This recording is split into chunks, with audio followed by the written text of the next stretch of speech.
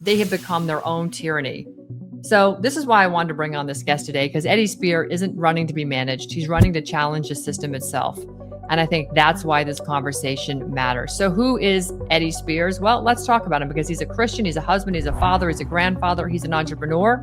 He built and sold software company. He founded Inspiration Academy, which is a private Christian school. He's not a politician. And he got called into this fight. You couldn't have a clearer description or a clearer battle lines drawn between we the people and the actual conservative movement that is America first versus the establishment. I found your story very compelling, and I know some of the folks in which you run with, and these are some of the best, I think, the best of the best when it comes to election integrity. But you actually did take on the establishment. We're going to get to your current race, but in a prior race, you actually got 40% of the vote versus the incumbent. Yeah. Talk to me about what you did in that race that got you actually to, from nowhere to a pretty good showing. I would say just speaking the truth, and it resonates.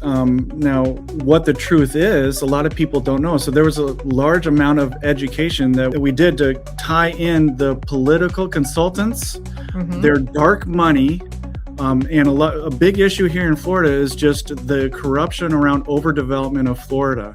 And so there's a lot of developers who are working with these consultants, and I started naming names. Now, before when I started running, nobody would name any names. They're like, that's verboten. You can't say those things. You can't call people out.